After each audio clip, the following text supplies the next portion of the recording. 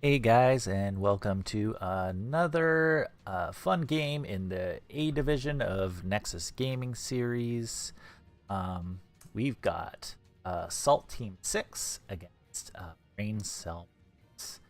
Now, both teams are currently close to the cutoff line for playoffs. We have number 8 seed against number 9 seed, and we're getting down to the end of the season. Next little bit, so it'll be important that both teams are ready. Teams are just getting ready here. Let me know if you see any problems with the audio or video, that sort of. Been a while since I've been on here casting, but just getting back into things. Hoping to come back next season after a couple seasons off. Nice to get a break, but it's cool to be watching, be back into things. So first up, picked from Salt Team 6, they were map pick. They picked Battlefield of Eternity, and they also banned out Towers of Doom and Dragonshire. Braincellmates banned Skya as well as Praxis. Generally, Battlefield of Eternity. Race is always good. Team fight's really good. You don't have to go as heavy on macro, so a lot more brawling type of heroes, and that sort of thing. And yeah, generally like the heroes that are good for racing. You're looking at like range assassins, the Li Mings. Chromie can do map, the Valas, Greymanes, that sort of thing. In terms of like bruisers, definitely like this is an Artanis map. You can see all sorts of hilarious stuff run. Top lane Varian can do a 2-3 on this map. All sorts of crazy strategies. We've even seen some teams do globals, stall out while defending with 4 on their defensive immortal, and then soak up XP, and then hopefully hold them off until the like a Dahaka, that sort of thing, digs in. So lots of different.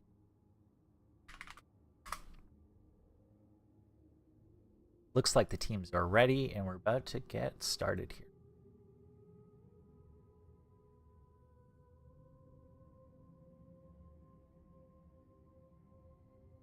Again, apologies if you see any issues. I had to update my video drivers today, had to update OBS, and a bunch of other stuff to get everything working. So hopefully everything's okay.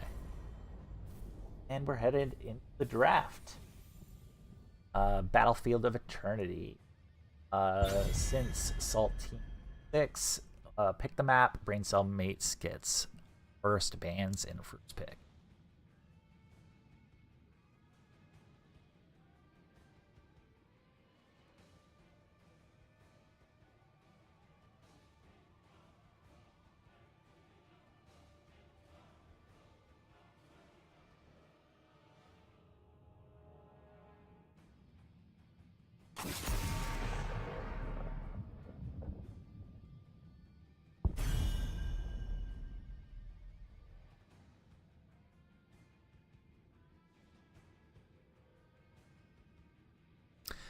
Li Ming gets banned out.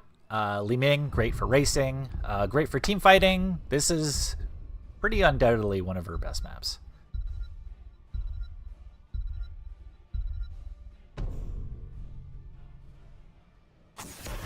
And Garrosh ban. Bones, I've played a couple times in the past. I'm a tank player, and Bones has been a tank player. Really good on that Garrosh.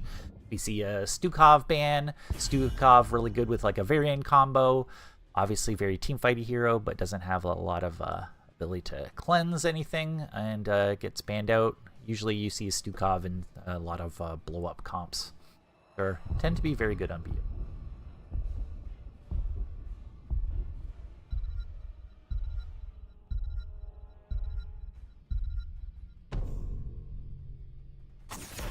And we see a Zul'jin ban.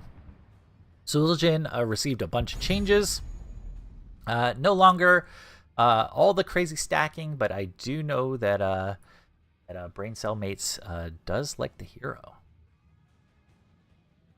And obviously really good racing too. Can take your health down to very little and do really fast auto attacks.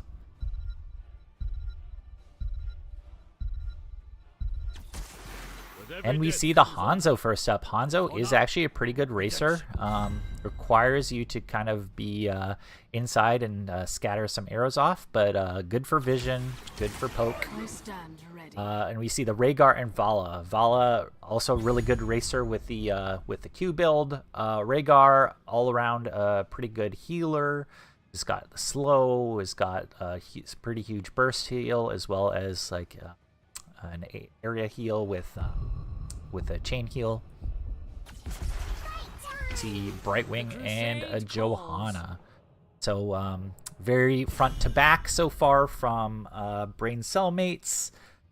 Salt Team 6 can round out their comp into pretty much whatever they want so far, but yeah, going into the second round of bans.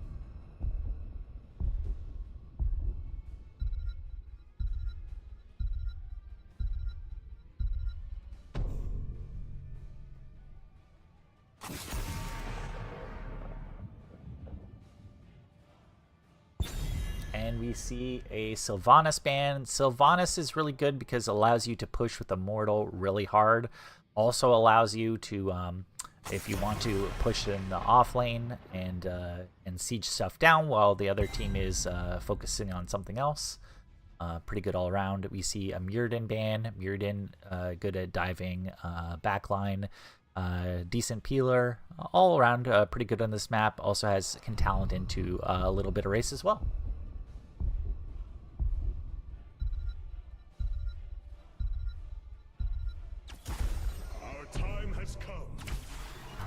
And we see a Tyrael Artanis. So this is really like a death volley comp. Artanis, really great racer. Can talent into taking down minions and the immortal really quickly. Tyrael, really good at supporting auto attack damage, which we get a lot of from Artanis and Vala, as well as Sank is really good. But we've seen a lot of Judgment recently, and it is some hard to avoid the Judgment, especially with the Brightwing without a cleanse. To counter all the auto attacks, we see Cassia from Protoss Rule and Arthas, which is an interesting offlaner. Also excels at pushing with Immortal, assuming you're going to win Immortal.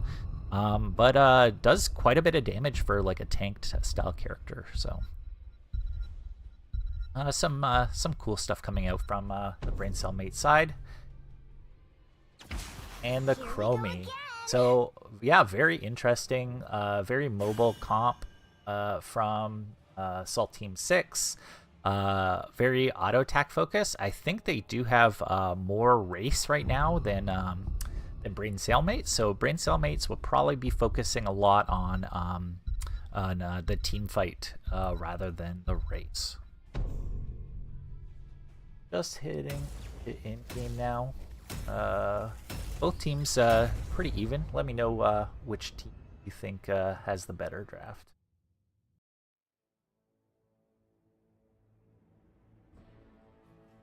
I mean, I do miss playing a lot of Tyrael. Tyrael is one of those characters that is just so much different than a lot of the tanks you play, and it is really a cool support hero for something like a Hypercarry Vala or Artanis. Like I said, you can talent into supporting auto attack characters pretty easily, and there's a couple very different alt choices you can take. Prepare yourselves for battle. So for Salt Team 6, we have Ragu on the Rhaegar, we have Dark Knight on the Tyrael, we have Ogle on the Chromie, and we have Death Knight on the Vala, as well as this guy on the Artanis. And then for Braincellmates, we have Arthas, played by Jaeger. Let's see, Hanzo, played by the Duke. Cassia, played by Protoss Rule. Brightwing, played by Aman. And Johanna, played by Bones.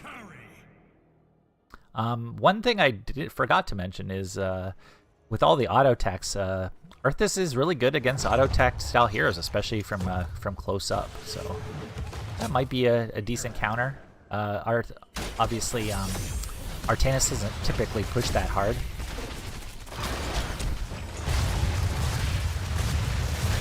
A lot of quick damage coming out from Salt Team 6. And you're going to see quite a bit of sustain from the blue side of this game with the Tyrael, with the Rhaegar.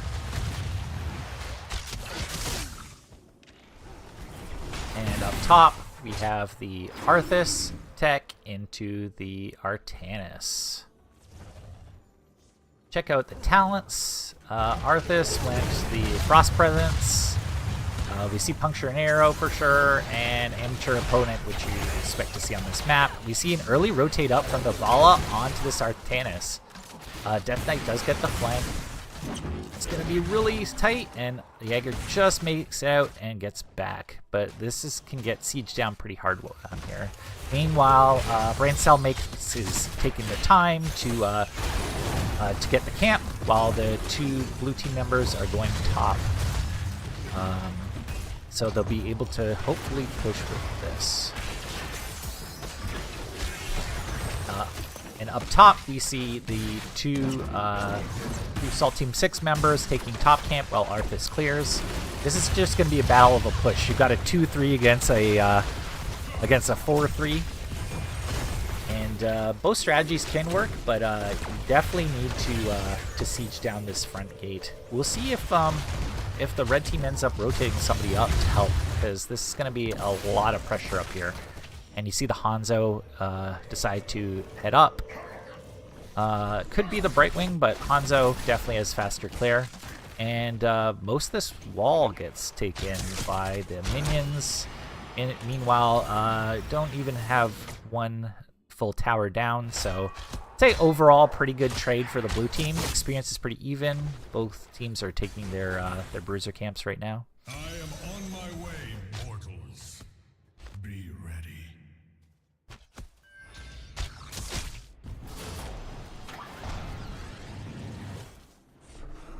You can see the hold to the last second here from the red side.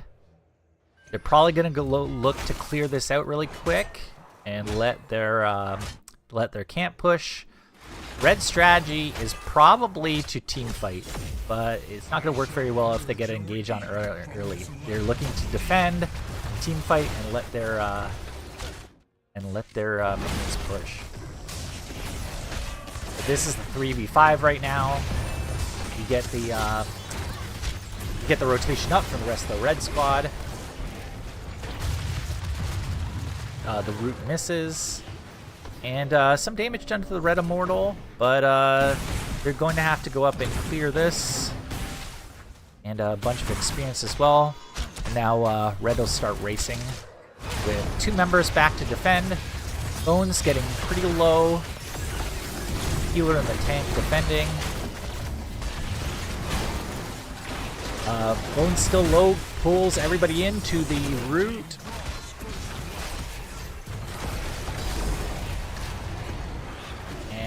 The Artanis goes down. So far pretty even on the mortal. A little bit more XP just because of that kill for the red squad. But still we're not at halftime yet. Just hit it right now. So it looks like red actually ended up triggering at halftime. They're going to go look to defend and fight here with their double tank comp. Looking at this guy, managed to back out. A lot of damage from that Chromie on the poke there. Chromie just trying to take shots right now. And they get Death Knight. They look at Dark Knight here as well as the Artanis. Artanis goes down. Time stop on the Johanna, but Johanna gets out with the Unstoppable. And Ogle's still going to be sieging up, but Duke is going to start racing here. Going to be tight. The death timers at this point are pretty quick, and do cast a Hurry and Race, Protoss Rule is going to go and help out. I think if the entire team goes and races right now, they'll beat it, and they do. So Red Squad takes the first Immortal.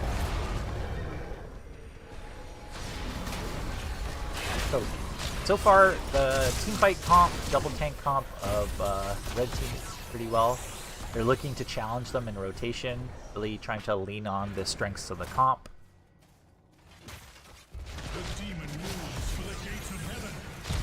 And of course, they don't have the a Cinder Ghost yet, if that's what they end up picking to take down this fort until 10, but that'll come online later. They're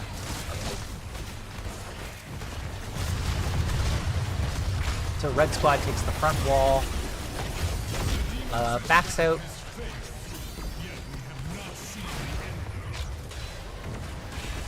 Oh, big condemn right there. Huge amount of damage. The problem with the Death Ball comp is if Johanna gets on top of you with multiple abilities, you can pull all those characters in, and also pluses and minuses to that strategy. Meanwhile, down below, Jaeger defending this these minions, and this guy starts on the camp solo, and Red Squad has been camp top and is looking to push. Meanwhile, the rest, some of the blue team members are coming down for this camp. Jaeger is pretty low, doesn't know that the rest of the team is coming, doesn't see it on the map, but this is allowing time for the Red Squad to push. A time stop on the Chromie. Gets out, but really low. It's going to be hard to challenge. I think that this is a dead fort right here. Rule back in the middle. Gets out. So meanwhile, the Brightwing Z's down to Jaeger, who looks at Death Knight, almost gets the root as the rest of the team rotates, but so far a pretty good lead. And now we see the Sindragosa there. We do see a lot of cool things. Valkyrie, see Shield, Dragon's Arrow, Blink Heal. Oh, Sindragosa used offensively with the 10s on the point there.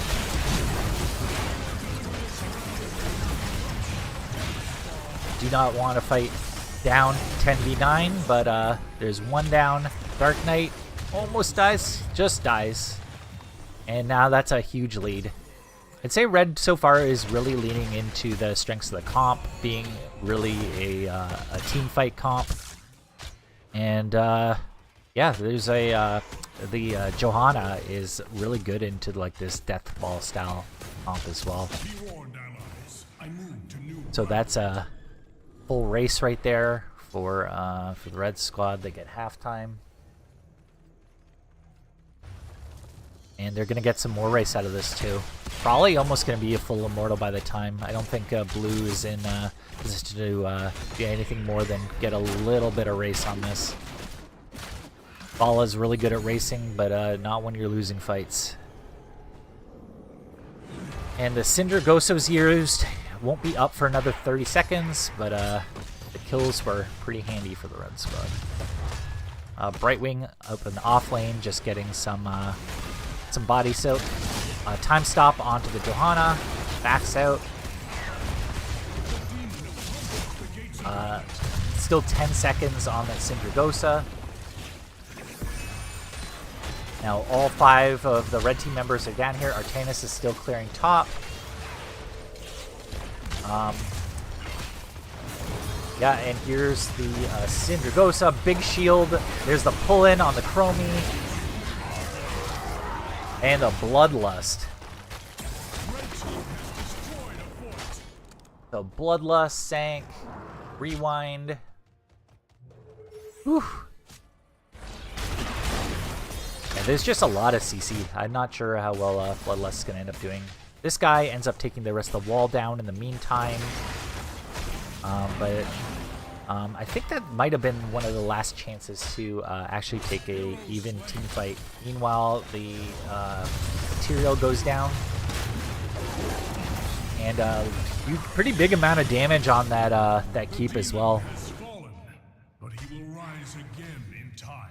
Jaeger cleans up, about half health left on that fort. Red squad is going bottom to take that out. Probably rotating top after. Maybe they're bruisers, maybe top. They do not see the blue squad yet, but they'll see them in a second here with the chromie showing clear. And see if they want to rotate on him. Well, definitely with a 13 versus 10 advantage. Oh, gets the root, but the cleanse comes out. And the blue squad manages to MacGyver their way out top.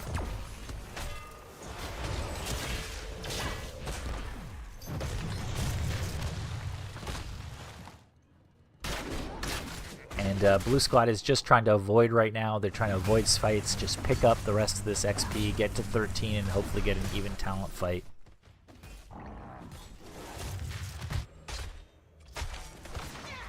Bones in there looking for the rotation before Assault Team 6 hits 13. Nothing doing. The camp comes up early for Braincellmates. Blue is going to be looking here. Almost 13. And there's the Sank on the point. Artanis looking to go in. But that's a huge amount of damage, especially from scatter on that point. And that's a 3 for 1. A pretty big difference there. And a red camp that's going to go out and pressure top. Ogle stuck behind. It's the time trap, but gets taken down. So full race onto this this blue immortal, and big push top right now. This next immortal will be going top as well, so huge. Red squad is looking to invade this camp at the same time. They might be splitting themselves a little bit too thin right now. The rest of the blue squad is back up, is funneling in.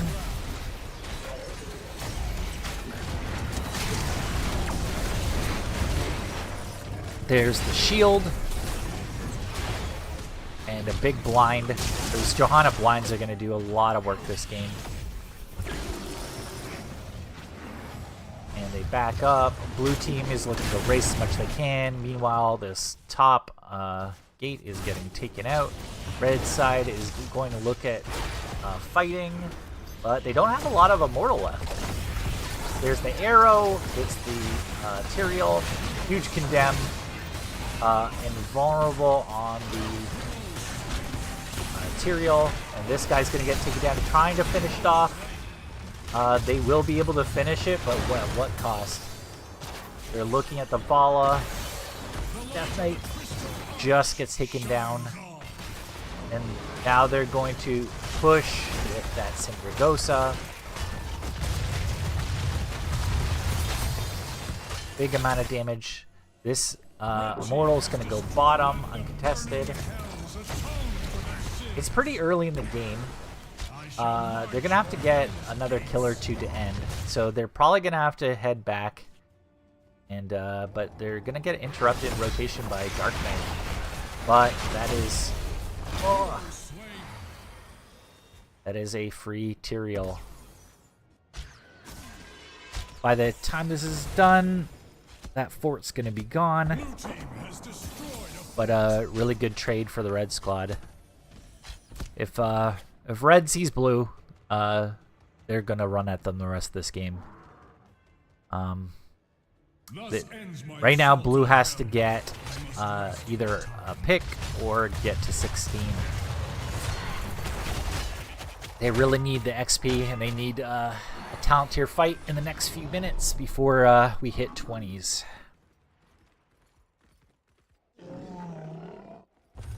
See blue all the way back at fort, letting XP come in.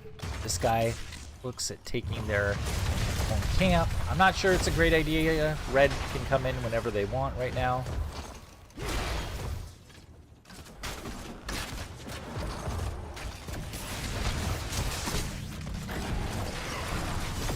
looks like red is maybe deciding against going in. Yep. There's a time trap on the Johanna. Johanna's out ahead, but able to back up. And blue does retain their camp, so it was a pretty good job without losing a member. They still have to hit 16s, and they have to get red on the map because everything's pushed out for red right now. And the blue team is gonna have to find them in like a level and a third. Immortal starting right now. The Bruiser again just spawned right before the Immortal. They're gonna run there. This is the even talent fight that they probably want. It's too bad it's on red side. And swap in on the Arthas. Pull on the Rhaegar. There's the Sank. Sank plus Bloodlust. But as soon as that's popped and it's all done, that's the ults for the blue squad. Here's the Root. And kill. They're looking at Dark Knight. Dark Knight. Oh, gets stunned, doesn't get out. Red squad is looking to cut off the rest. It's a 3v3 down here. Oh, with the full Cinder Ghosted down here. They don't have everybody, but they're rotating in. They've got Ogo on the back line, who's probably going to die. And then the rotation on Death Knight is very good too. Big rotation there from the Arthas and the rest of the frontliners. And a huge arrow there too. And now they can look to end if they want. They have a bunch of time. Their siege damage isn't terrible, but the rest of the team is a little bit farther back. They're gonna have to keep up killing them though. Here's the shield onto this guy. Doesn't really have like a lot of ways out. He's gonna stay in and look to defend. They'll look at Dark Knight, but the core is going down really quick. And head comp from the red side really did counter a lot of what the blue squad was doing, especially that last pick Arthas and all the blinds from the Johanna. It's just if you have an auto attack based comp and you have a Johanna with blinds and Arthas who's really good into auto attackers, it's going to be rough to win those fights, especially when you're playing as aggressively as the red side did that. So good job by the red team, 23-1. So really dominant first game from Braincellmates. We're here. Cellmate up 1-0. Go on to next map. Is it? Yeah, it seems like that's the comp that Braincellmates, or at least some heroes that Braincellmates has practiced before. Really was a really good counter into what Salt Team 6 was trying to do. If it was like a more traditional comp, I don't know if it would fare as well, but the Arthas is kind of like a really good counter that Salt Team 6.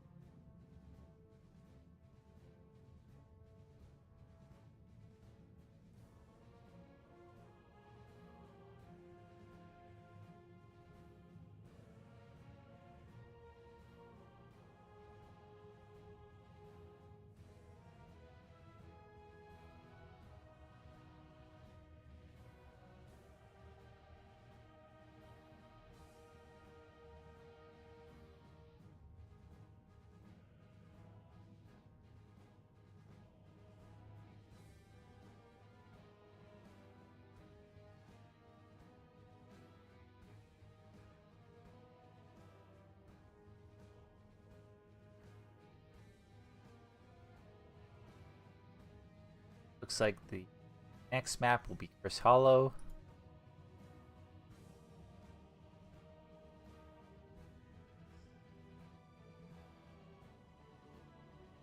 Guys.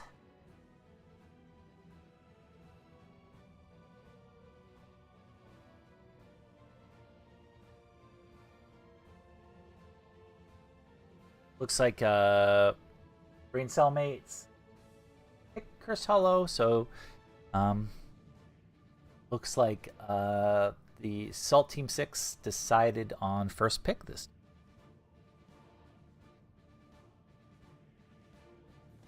Be interesting to see what kind of cellmate I go. Acid. Maybe we can discover some older comps that they like. I do see that they've picked it maybe a couple times before, and very much some big melt comps. So not gonna reveal everybody. Everybody does their own scouting. I don't want to do scouting for people on screen, but yeah, they've played it a little bit before, and interesting to see what they pull out.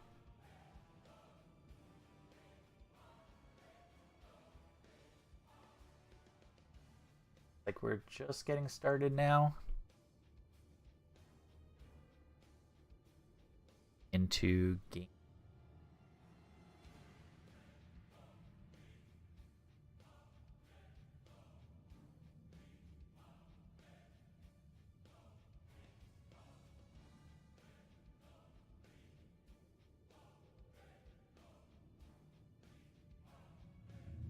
Cursed Hollow.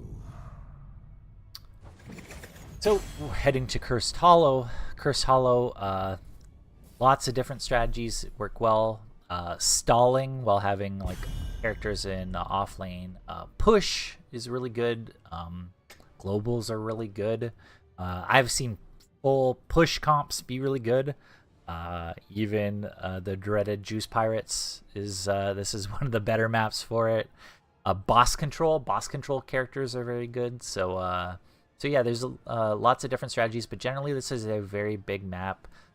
You don't have to commit to every single objective because every single objective doesn't really produce like a condition initially. You can afford to give up one or two and continue to push in the off lane. So stalling becomes a pretty huge thing while other characters push, and you see the result of that. Sylvanas really good at pushing in the off lane while the rest of the team stalls.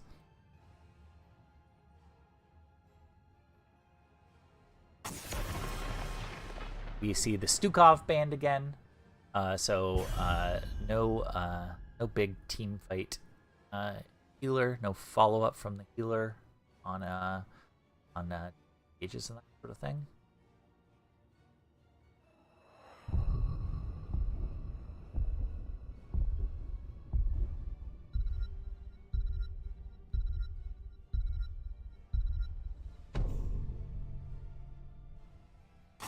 See the Brightwing ban. Like I said, Global's very good on this map. Brightwing kind of just sitting off lane until something happens near the objective. And again, we see a Garrosh ban, this time from the side of Braincellmates. Nobody gets to play Garrosh today.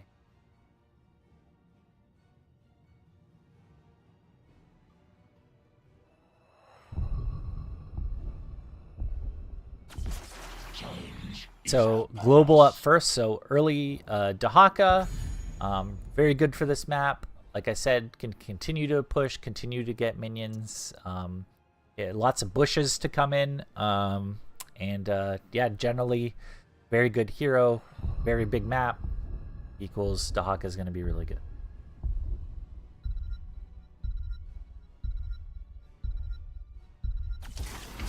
We see two tanks up front. We see Johanna and Mirrodin. They did so well on two tanks last game. They're running it back.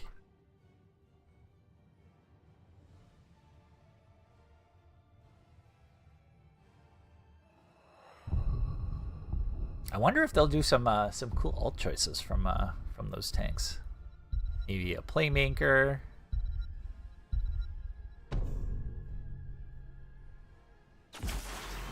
Falstad, Oriole. So Falstad, again, another global hero. Double globals. and an Oriole as well.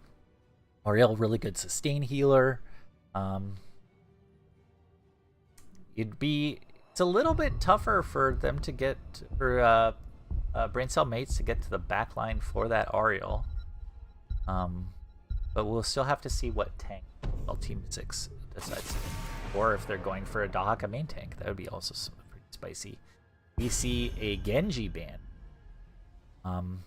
So, yeah, interesting. Maybe some very squishy backlines.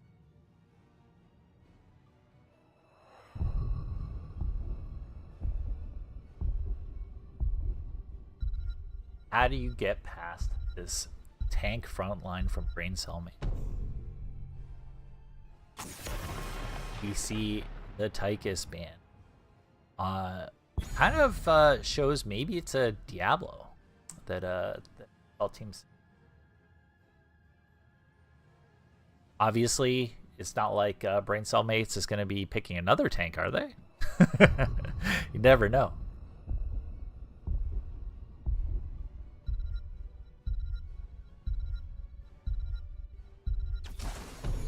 We see a Tronde as well as a Hanzo. So a very offensive healer in Tronde. And Hanzo really good on this map. Lots of tight corridors. Generally really good at taking down bosses and camps and stuff. So really good at camping.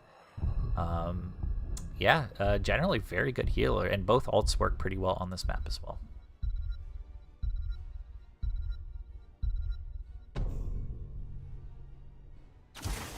And Cho'Gall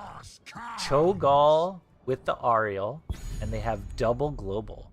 So they can have Ariel, Cho'Gall stall, and they can have their offlaners just sit in lane, and then come in whenever they need. You see the Zagara. So Zagara really good at pushing, provides a lot of vision. Does have it can late game kind of spawn into a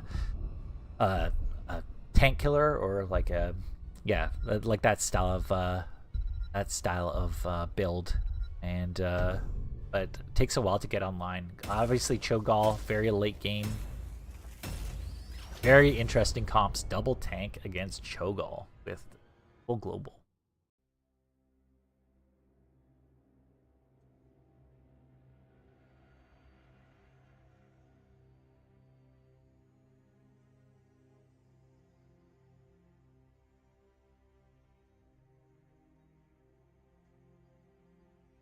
So it will be really interesting. Cho'Gall, typically you see him on slightly smaller maps where you know you're going to scale.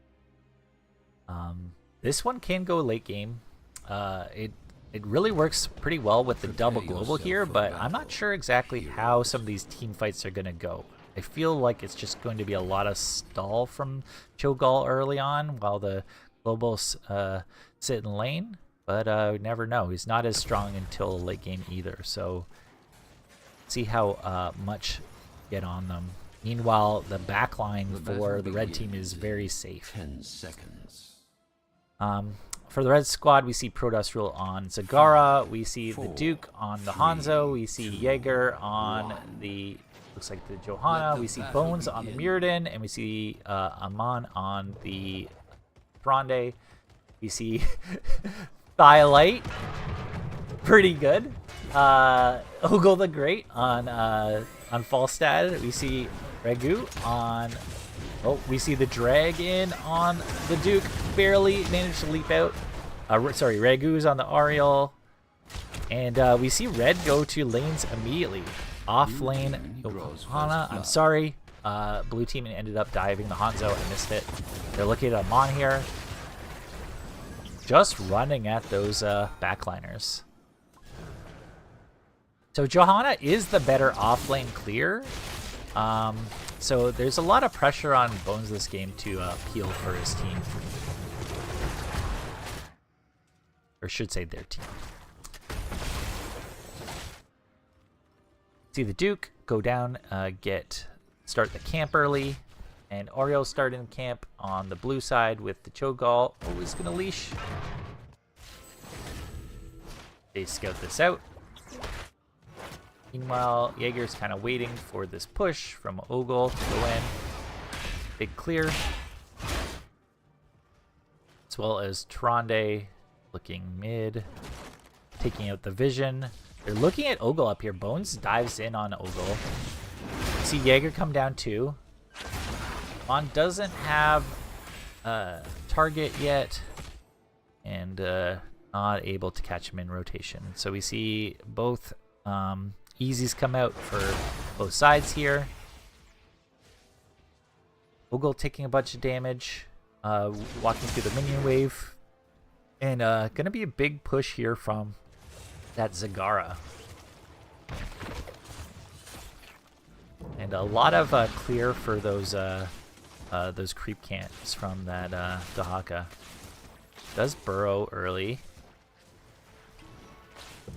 Yeah, big push down here. Bones left to soak center, but red squad gets a ton, and the Johanna takes out the Falstad solo. So big push top for red. Gather tribute. Big push top bot for red. Level up. This is a pretty huge advantage right now. Both bruiser camps were taken. Red's is going to get taken out first, but they're going to get top wall. The Oriole comes without the Cho'Gall. Cho'Gall's rotating a little bit late. Yeah, almost that entire wall. All of bot wall. That blue camp is going to push. But they red sky does have a lot of stall. You see the Cho'Gall dive in on top of Bones there. Gets whipped in the corner, is able to jump out and tap.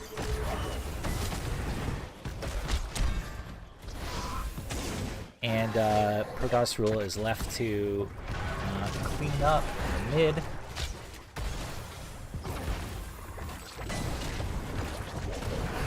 Red squad is very low right now, getting dove in on. And yeah, they still have to clean up a bunch as well. Protoss Rule gets tongued. Barely gets out. Up top, Falstad gets taken down.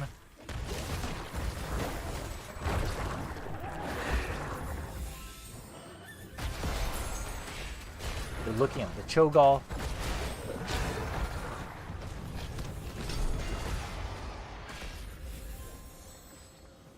Like I said, this is going to be a battle of stalling, at least until Dahaka decides it's safe enough to come up. But if they do, that Zagara is just going to keep on pushing. And Mon isn't really close enough to auto-attack anything, so not a lot of heals are coming out. Very low now. There's the flight in. They're looking at the Tronde now. It's so low. They dive in. I don't think they're going to get bones, but really big. They stalled it out enough where they could actually come back. Meanwhile, though, the Zagara has just been pushing so hard. Half of a fort down, the entire wall. Just a lot of value for one tribute. They're looking at that Zagara. And shove back out, and Bones is out there to try to peel. You see the Duke going back in for more camps. Jaeger clearing against wall.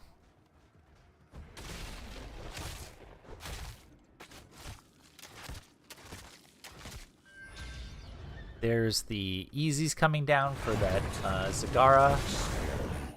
The tribute spawns bot. It is on the red team side.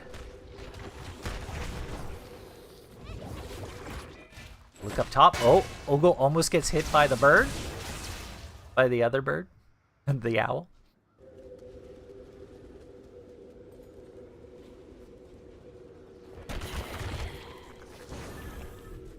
Looking for him again. Oh. Dashes.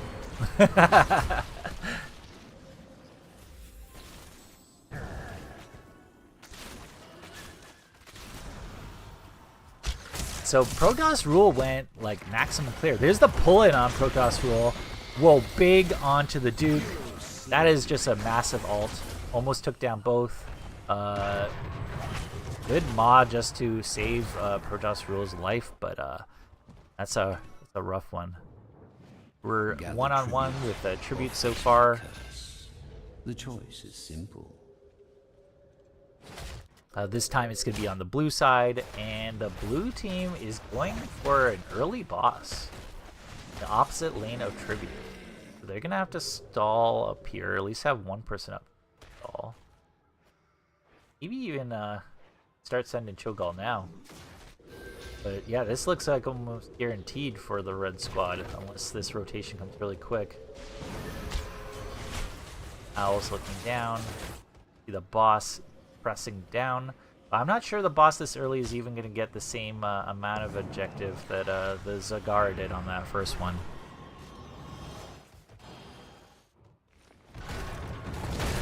But with the Cho'Gall pushing with it, it definitely could. Instead, the Zagara decides to push top, while the rest of the team is looking at their boss. They look at the Protoss Rule. Oh, with a gust in, pushes them deep. Oh, massive Maw. That's about... Oh, just mistimed it on that arrow. They're looking at Ogle. There's the shield. They're looking at Dark Knight. And it lands full combo. Meanwhile, they're running it down bottom with this Cho'Gall. This is going to be fort for fort. And this Cho'Gall could definitely push really hard. They send the Hanzo back. And this is going to be the Reds' tribute. There's no way Cho'Gall gets here. So all of the keep wall down, and pretty huge part of that fort. So if they get boss again, that's pretty huge. They're looking at Dark Knight here. Rest of the team went out to actually looks to soak. Dark Knight looking to harass the backline. Red team's got to get back together here. They do have a 13 advantage right now, but no way to stall Ogle. Oh, there's goes barely, gets the stun. Red team is flanking. They have a 13 versus 12 advantage for another couple seconds.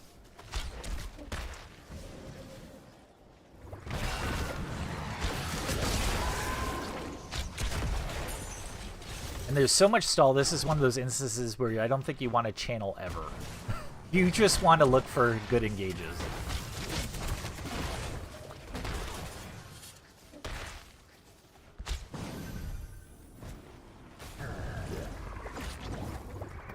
Jaeger's kind of caught out away from the healer, so he isn't going to get a lot of healing. Gets pulled in, but gets hit on the train. Cho'Gall going all in on that Jaeger. Oriel gets taken down. Jaeger gets out. The Maw misses. Bones is looking at that Cho'Gall. Drag, and the Dahaka gets taken out. They look for Ogle. Ogle gets out, and this is going to be tribute for the red squad. My curse upon you. You see Jaeger going back, getting the rest of these minions, while the rest of the team pushes top. Cho'Gall pretty far out. Oh, just misses the CC. That would have been dead Cho'Gall if that CC had hit.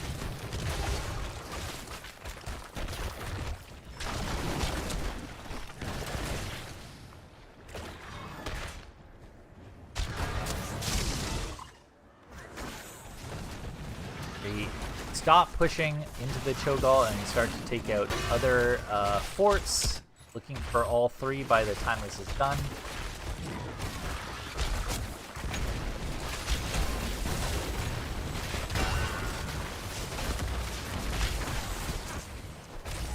And a pull-in on all that backline.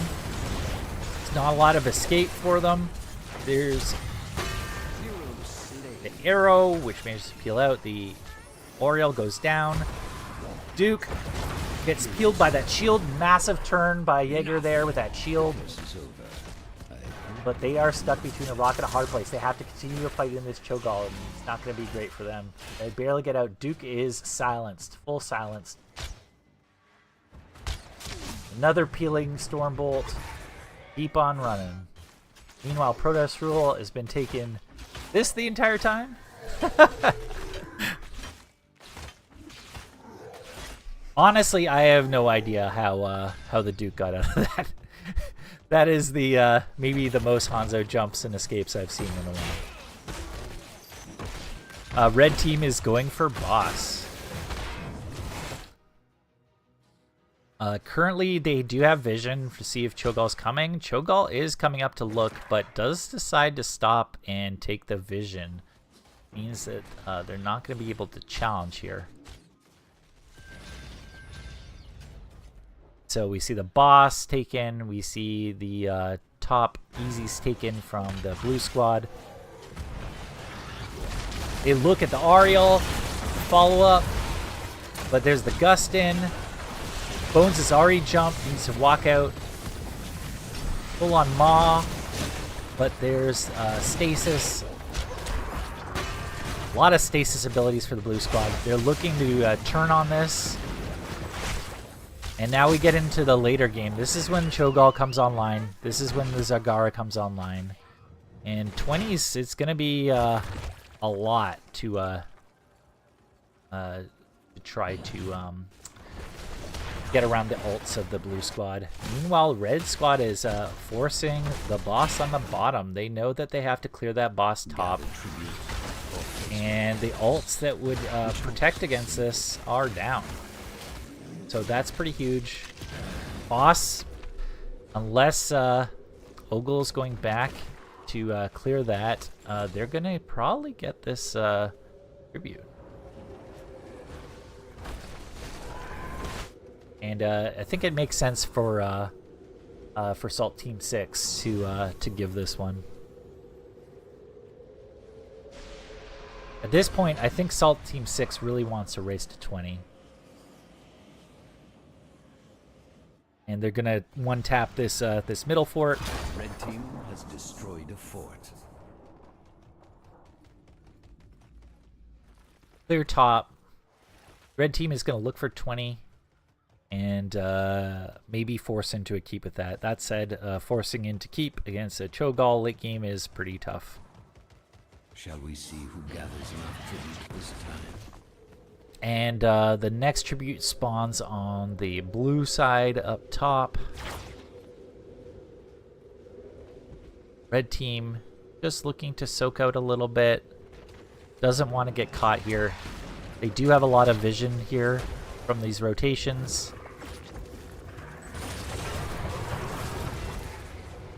Johanna is down here. Is gonna take a while to rotate up if they want to even fight. Red squad might actually consider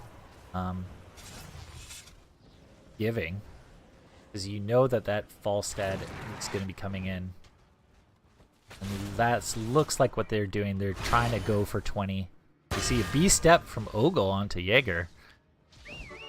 Oh, with the flight, interrupts flight. Dodges. Oh, those minions gonna kill him. No, just barely.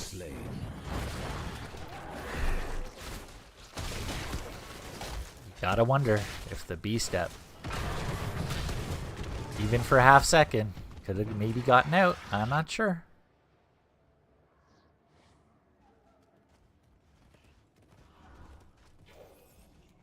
And we see the red squad look to push in. They're looking to contest this camp right now. Johanna's still bottom, and there's a quick pull in on Protoss Rule. Nothing you can do about that. That pull onto the backliners has been really good this game. There just has not been a huge level of follow-up from a lot of the other characters, simply because you have like a pretty beefy, non-damagey amount of characters out of your 5.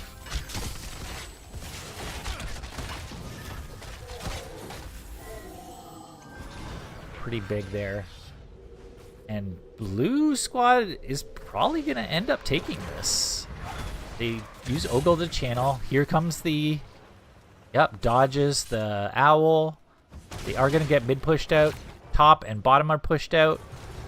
But this is gonna be full siege down mid with this camp and all the spell power that, or yeah, spell armor that comes with it, I should say.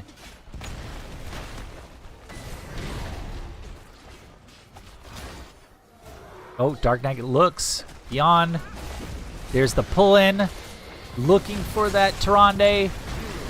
Just gets hit. Big gust. It's now 20v20.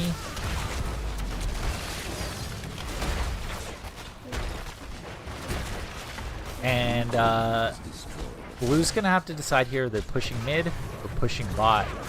Bot keep and go down. They look for the pull again. Everybody gets out. Almost wish, I know they still have the gauge. I almost wish Johanna had gotten Falling Sword here.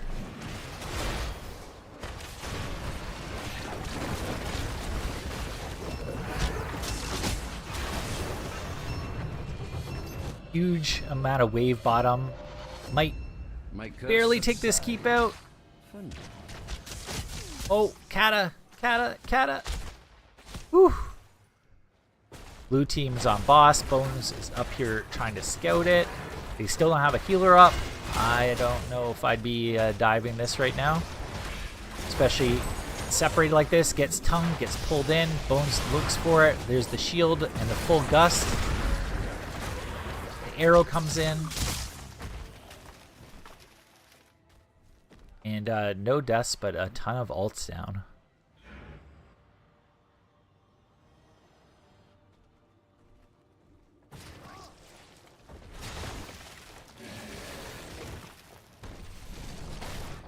And they're going to use this for double boss here.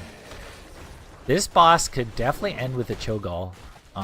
They have Gust, or they will have Gust by the time they get there. They do have the Cho'Gall, which does insane siege damage, and there's almost nothing on that keep.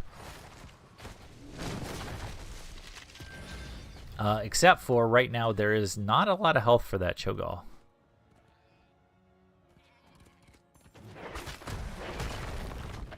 And Ariel is only going to acquire the energy to give health by clearing these waves, so won't be at full health. Cho'Gall gets hit again.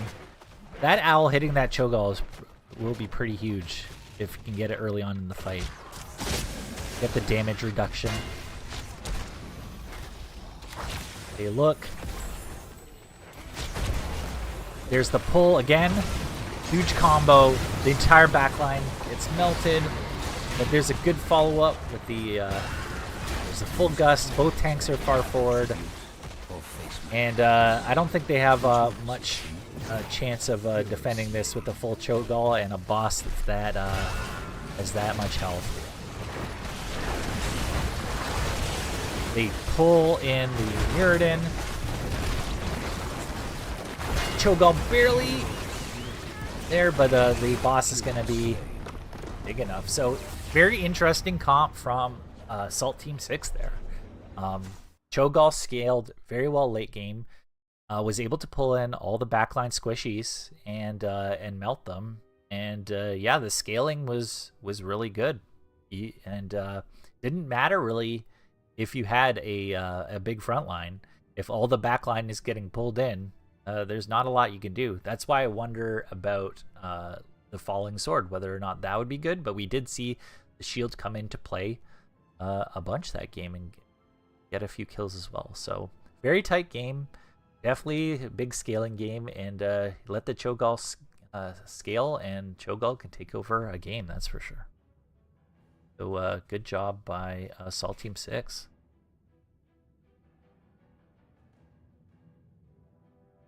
Follow was by Salt Team 6, so we're going to move on to a game 3.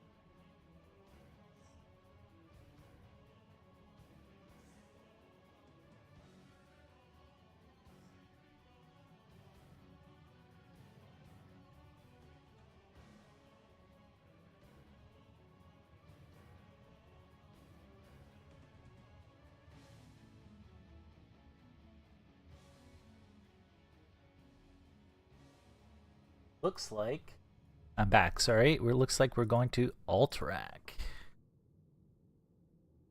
Looks like, and that was picked by Salt Team 6.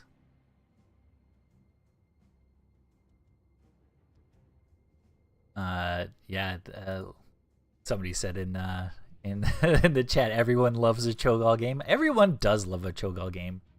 And it's very interesting because, like I said before we started even the draft, having the stalls, Cho'Gall has a lot of stalls. Having offlaners, especially ones that scale like the Falstad and scales with that Cho'Gall, was really good. And yeah, as long as you can keep the macro up with those offlaners, the time you can scale with that Cho'Gall, you can push down whatever you want. And while I was pretty fearful up front of that, the double tank line being able to get past it, you don't have to get past it if you're able to pull everybody in on top of you all at once. So, so very interesting comp, really cool, and you definitely like to see it, even from both teams. A double tank with the first round picks, really cool too.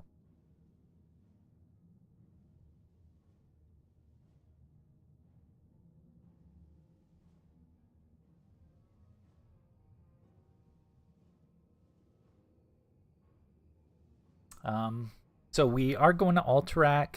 Alterac is kind of similar actually for a lot of the characters that are good on this map.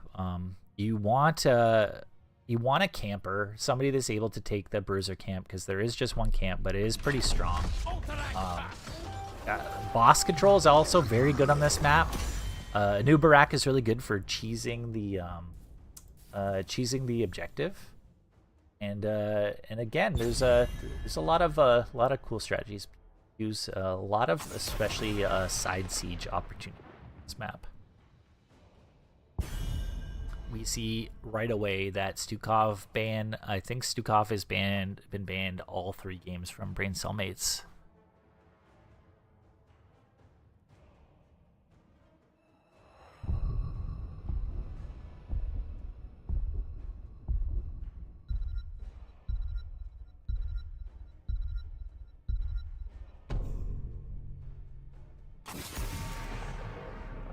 See the Garrosh banned. Garrosh has been banned back and forth these games as well. Nobody gets to play Garrosh.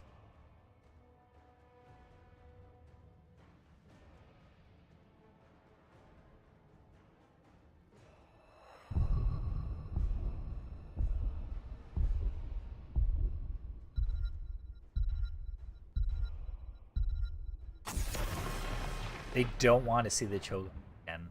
They don't. They're just taking it off the board. You don't get to play it. And I don't blame them. That was a really good Cho'Gall game. Those pulls were pretty filthy, and a lot of squishies got melted.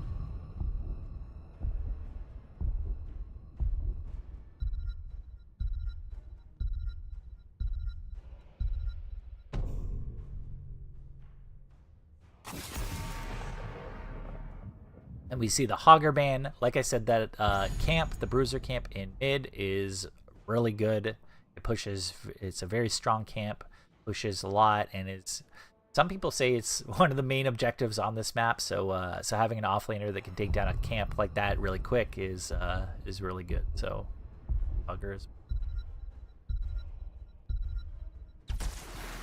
We see an Anduin. Anduin, pretty flexible healer, no cleanse, but the pull is really handy, as well as offensively you can tie it to another stun or like a dive character like a Genji, and yeah, it's very flexible offensively and defensively.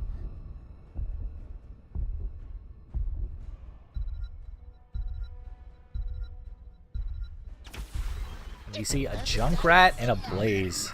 Junkrat, really good at clear, really good at staying in a lane as an anchor, top or bottom, and yeah, generally pretty good into to sieging as well.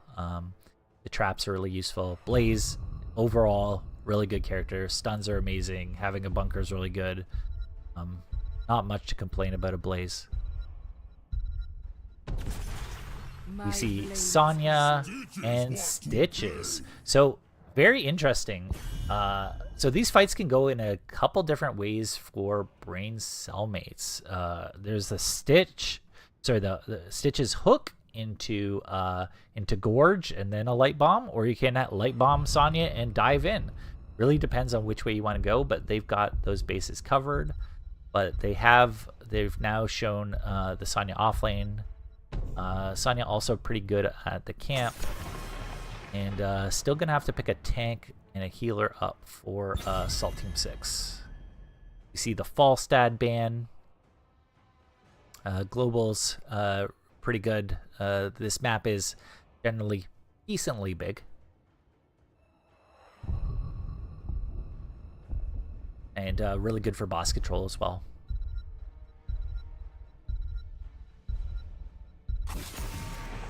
And there's the Nubarak ban. Nubarak, like I said, being able to cheese the objective on this map is really good.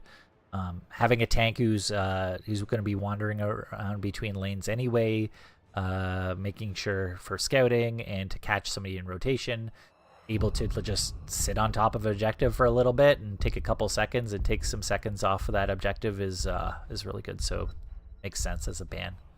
Also double stuns with a blaze. There's the classic frontline.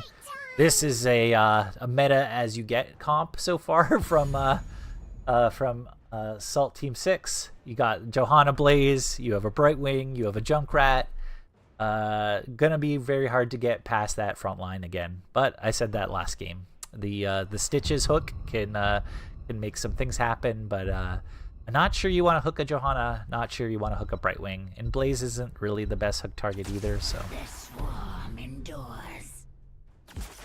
we see a Zagara and Chromie, so double spellcaster, a lot of long range damage and poke.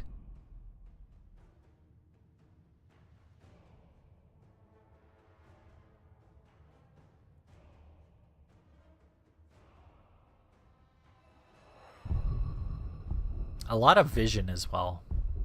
A lot of stalling. So they'll be able to stall objective. Braincellmates will be able to stall objective on their side very easily. They also have Stitches to pull, especially 13. And there is the Hammer. So Hammer is incredibly interesting here. They have a lot of frontline. They have Junkrat traps. They have Brightwing to Polly.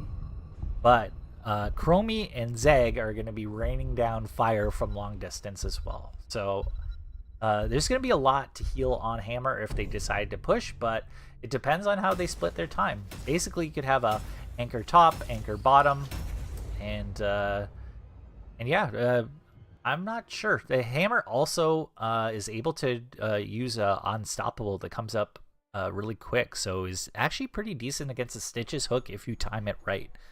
The Sonya Leap might be actually a little bit of better option, but then it's going to get split between the rest of their front line.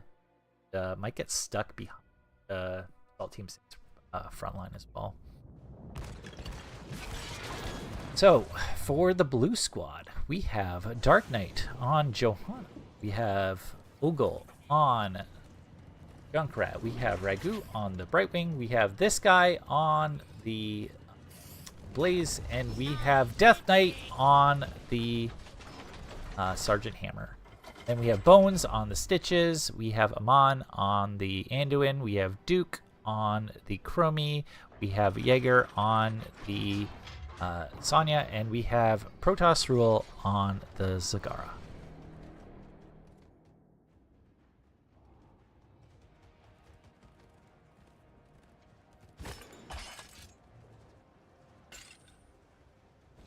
Zagara looking to get a little bit of siege up front, pressure some people down, thinks they're getting rotated on, sees everybody's missing, backs up.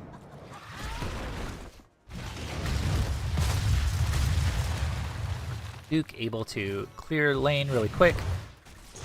This was a very fast split to lane here. They get Dark Knight really low. And have to Z in already.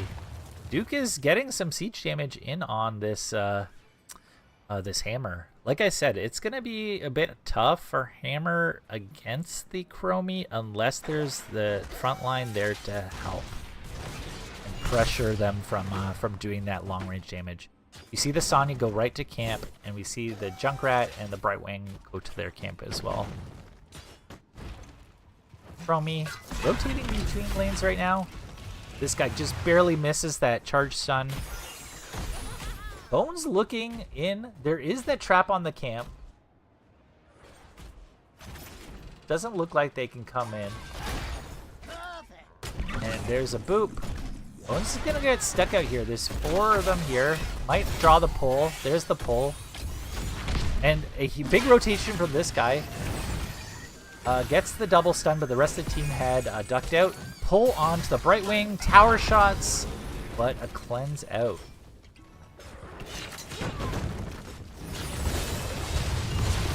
And right now, Death Knight is looking bottom.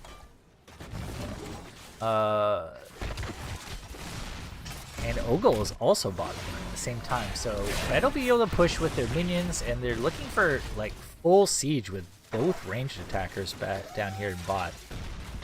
And Death Knight can't really regen much of the health, cannot stay there in one place. So this red squad is going to get quite a bit of these towers out.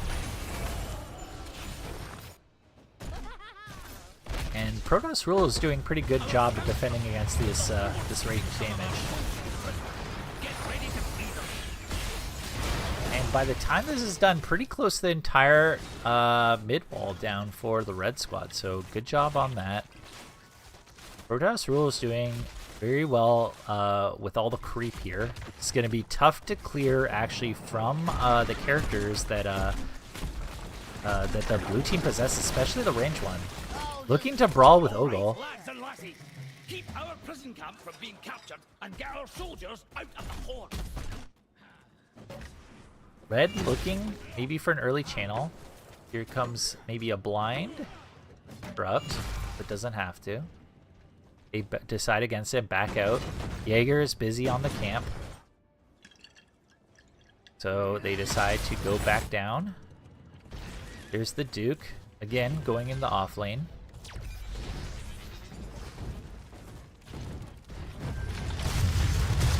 Oh, misses the globe. I have no idea how that charge missed that globe.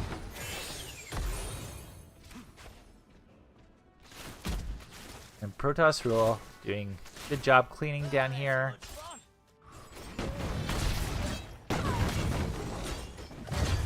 And here comes the hover siege. And now you can start looking for that hook. There's the hook, just barely misses.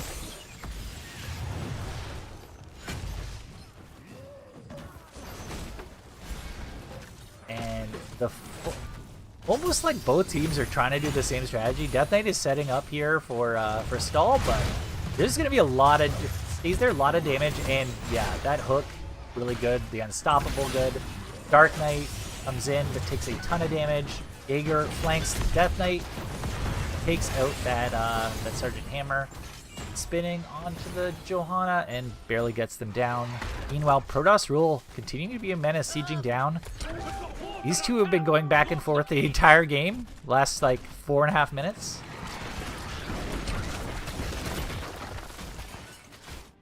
And red team is going to be channeling first.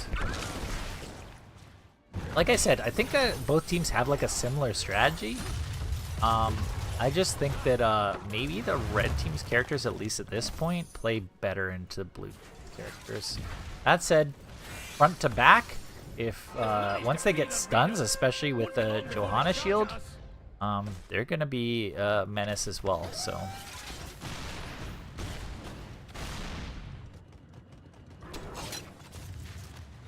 they're looking for this guy in rotation. Red is up about 2/3 of a level to 10 here. And they're looking at Death Knight. Oh, pulls in the Brightwing. The Unstoppable is down for Death Knight. Is it turnaround? Dark Knight looks at the front line. But they can back up, and this is a huge amount of push. Ogle is at very low health right now. Even an accidental auto attack, it's gonna do a lot. I think at this point they should probably just go back. Meanwhile, Red's pushing in mid. And there is Sans. They get the Johanna. The Unstoppable is down, and Johanna goes down. There's the Light Bomb combo with these Stitchers. Not able to get Death Knight from that position, but Bones can flank. Just incredibly low right now.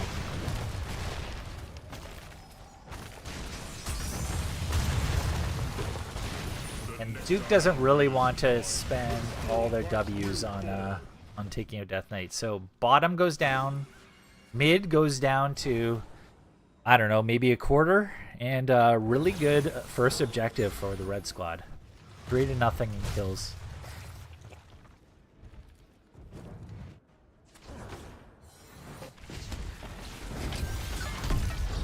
This guy stuns out Protoss Rule, able to back up.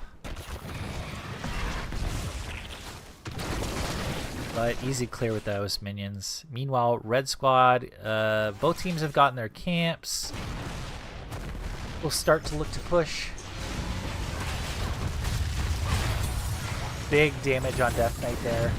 They do get the Gorge, but I'm not sure if they'll get him all the way in. No. They get the hook, though, back in. Poly and Falling Sword. So that's the Falling Sword choice there. As well, we have Riptire and Bunker. Junkrat goes down from Jaeger. There's the Z in. They're looking for Jaeger. Already used Leap. And 250 health. They're still looking. Almost gets it off. Really good escape there from Jaeger. Takes out the Junkrat. Able to escape. Meanwhile, top is going down. A huge amount of pressure here from Protoss Rule, as well as the Duke. Bot lane, they're not going to be able to accomplish much against this siege damage, but trading out a fort is pretty good here. Not even going to be able to get a wall bottom.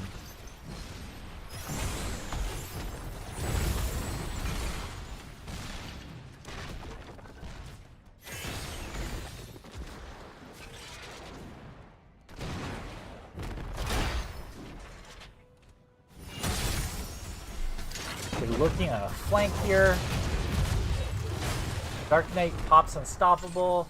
Not a lot of C left. They do gorge the Johanna. There's the Light Bomb, but misses. A lot of follow-up turnaround onto the red squad. And they're in a really tough position here. Pull in on Jaeger. But red has to get out of dodge. This is one of those ones where you leave the healer. Meanwhile, Protoss Rule has been working on this camp, and this looking to be taking the first boss of the game. A red squad might be looking to take their own camp right now. They do not have a healer, so they're gonna have to split damage, not show. Protoss Rule does show. So now you need a really quick rotation up here. Death Knight should be backing right now. Needs to get up here quickly if they're trying to contest. But that's a lot of damage onto that boss. Not going to get there in time. And so blue squad is going to try to channel. Boss running it down. This boss is going to keep. This one is going to fort. Usually one going to keep. Much better. They're looking at Dark Knight here. Oh, there's the pull in on a Death Knight. They pull him up, trying to get him under tower with the Light Bomb. The Unstoppable comes out. We have the Z that goes down onto Death Knight. They're looking at Dark Knight now. Goes down. And there's the boss coming in. That entire time, the Junkrat was doing the camp. Blue team was split.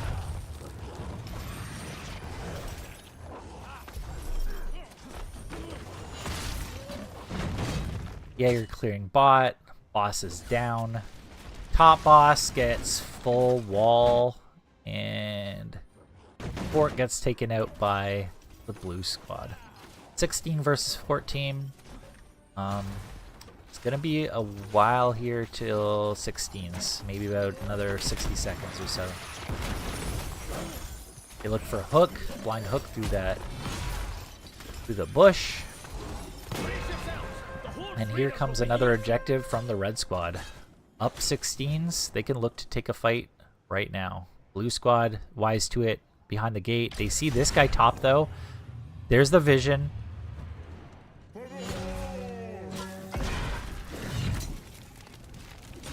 Here comes the light bomb. Still, the bunker's gonna come down. Gonna be stuck in that corner. There's no way a thick blaze is getting out of there. Except for, they did.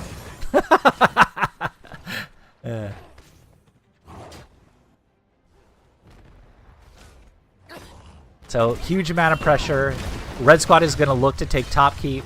Typically, you're going to want to take 2 keeps before core. So, taking keep is priority.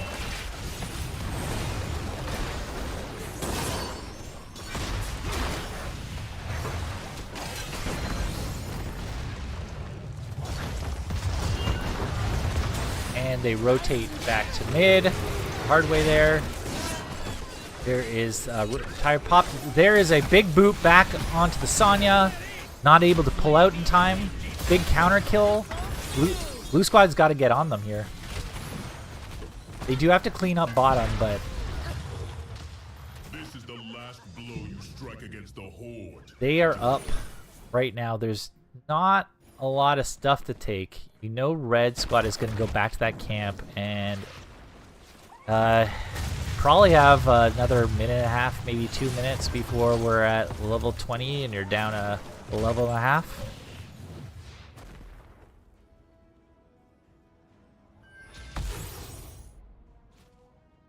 So it's hard. This is one of those areas where, oh, there's the unstoppable, but massive amount of damage onto that hammer.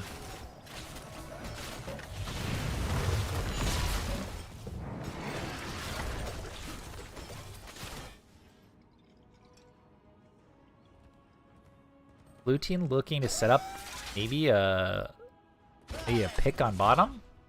They're almost baiting with Ogle. And they do get it. They do get that Anduin. And we do see the Sonya come down for Ogle. Did the blue team realize this? Well, I think Ogle is actually pinging them.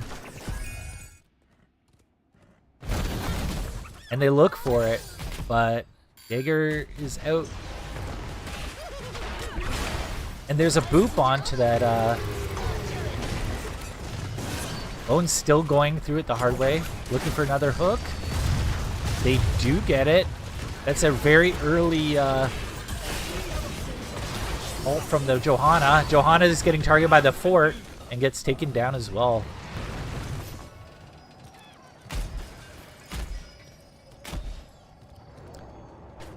Now, unfortunately, you can't cleanse a somebody that's already gorged. They're looking at Death Knight here. Cannot escape really quickly. Chromie does a ton of damage. They look for the hook on Junkrat. Oh, Leap just misses with the crater. And level 20s. Red can start this objective, and then they can actually start boss if they want to as well. That looks like what they're going to do.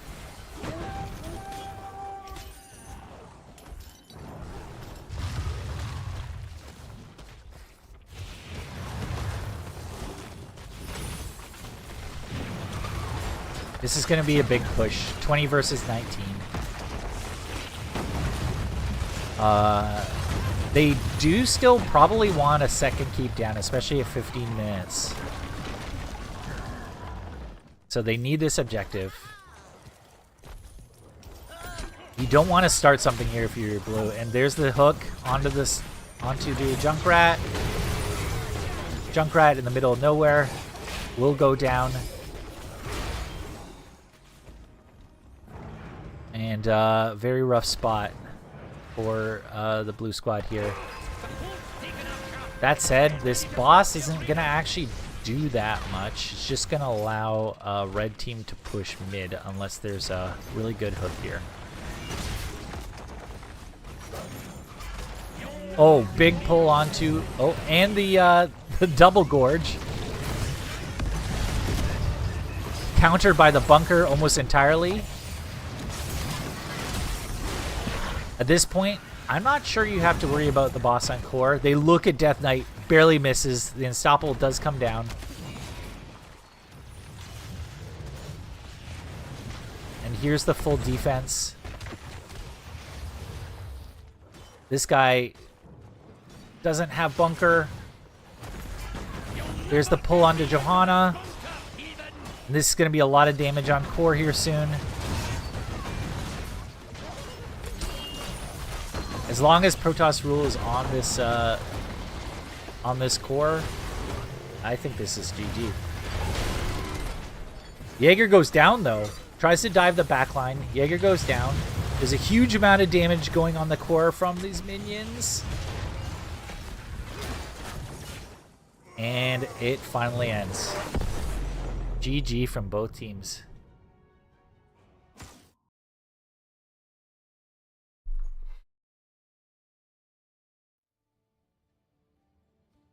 Really good job from the red team. I feel that their long-range damage really countered the hammer for a large part of the game, and the Stitches hooks were also a really good counter into them. They never really had to face off against the Johanna shield and blaze combo just because the blue team was behind and it was split. So so really good job by Braincellmates. Let's see. Bobby. See if anybody wants to join me.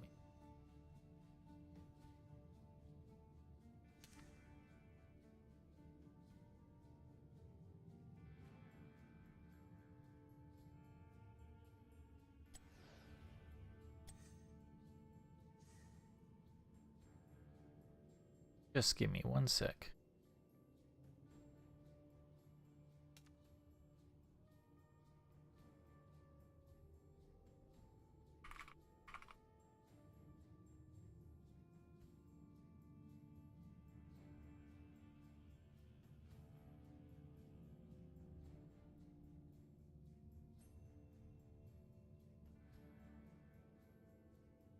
Just asking if the team wants an interview.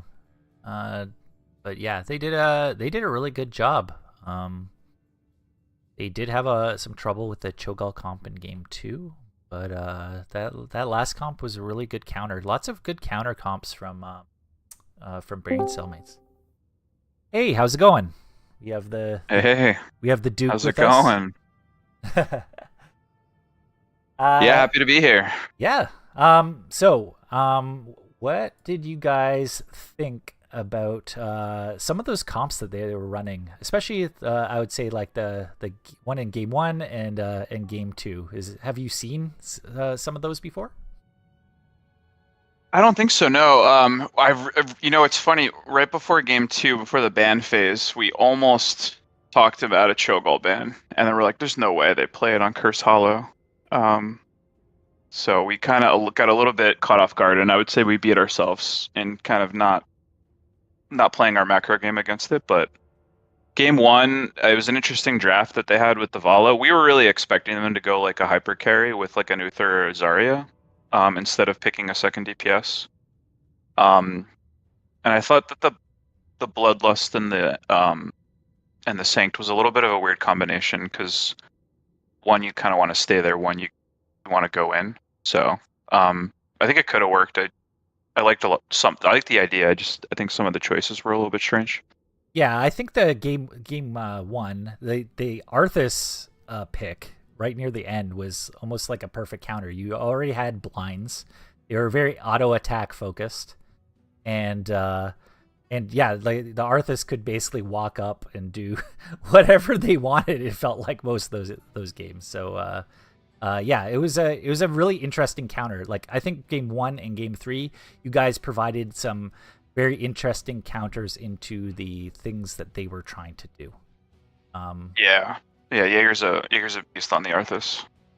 And let's see, game 2, we saw them play that Cho'Gall comp, and I thought that was interesting because they have double global, so they can soak out lanes, and they can also stall a lot with the Cho'Gall early game before they scale.